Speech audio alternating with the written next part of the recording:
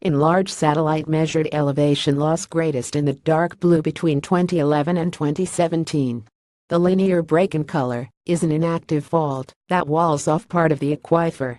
The gray satellites are, unfortunately, about to die.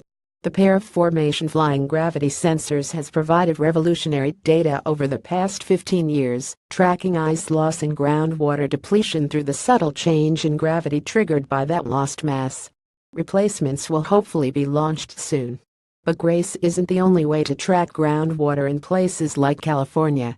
InSAR is a satellite radar measurement technology that can detect extremely small changes in ground elevation, including before and after mapping of the shifts around an earthquake. But they also work well for tracking elevation changes that occur as areas gain or lose groundwater.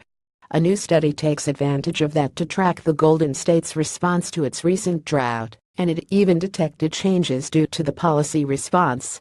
Rise and fall parts of California have lost impressive amounts of elevation over the years as groundwater levels were lowered. The loss of water in between grains of sediment allows the sediment to compact more densely. And if you compact the sediments, the surface elevation drops. That is largely a permanent change to the aquifer, but there can also be shorter-term, reversible surface movements tied to fluctuating groundwater levels. In aquifers that are essentially sealed, losing or gaining water changes water pressure, slightly inflating or deflating the tiny open spaces in between the sediment grains. So when groundwater levels rise, the ground swells a bit. When levels sink, the surface sinks too. InSAR satellites could measure that imperceptible movement, but you need enough instruments in orbit to make the frequent passes required to track seasonal changes. Taking advantage of an Italian quartet of satellites, a group of researchers led by the University of Buffalo's Estelle Chaussert collected measurements across California's Santa Clara Silicon Valley almost daily from 2011 to 2017. The time period includes California's recent extreme drought and the accompanying changes in water use, which the satellites were able to observe from space. In the first half of the 20th century, the Santa Clara Valley lost up to 4 meters of elevation as people pumped groundwater much faster than rainfall could replace it.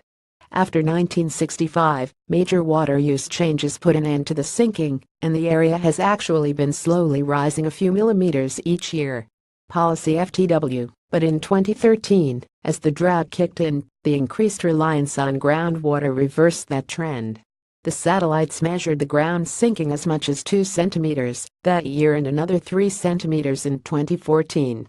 In total, the researchers estimate that about a tenth of a cubic kilometer of groundwater had disappeared, as if 5 summers had been strung together without a single winter to replenish the lost water. But starting in September 2014, things started to rebound, a month before the winter rains even started, and about a year before the drought ended. Why then? That was when strict, mandated water conservation efforts kicked in, and surface water was brought in to help refill the aquifers. Over 2015, the land surface responded accordingly, popping back up almost 2 centimeters. By the end of 2016, groundwater levels were back to where they started before the drought, and land elevations had rebounded most, but not all of the way. When groundwater levels drop to new lows, the resulting compaction can actually permanently reduce the aquifer's capacity. Fortunately, the researchers found that this didn't happen. Water levels stayed above historic lows in the Santa Clara Valley, and the researchers found that the fall and rise of the land surface seems entirely tied to that reversible deflation of sealed aquifers. A 2014 study found that groundwater depletion in California's much larger Central Valley may actually be altering stress patterns on faults in the region, influencing the timing of earthquakes. The researchers mention that it's possible the water level changes they observed in the Santa Clara Valley could have a similar, albeit smaller, effect. But that's a question for its own study. The researchers argue that this work shows how useful high-resolution InSAR monitoring can be. After all, a few satellites whizzing overhead beats a few thousand trips to measure well levels across the valley each day. Journal of Geophysical Research, Solid Earth, 2017. doi 10.10022017 JB014676 about DOIs.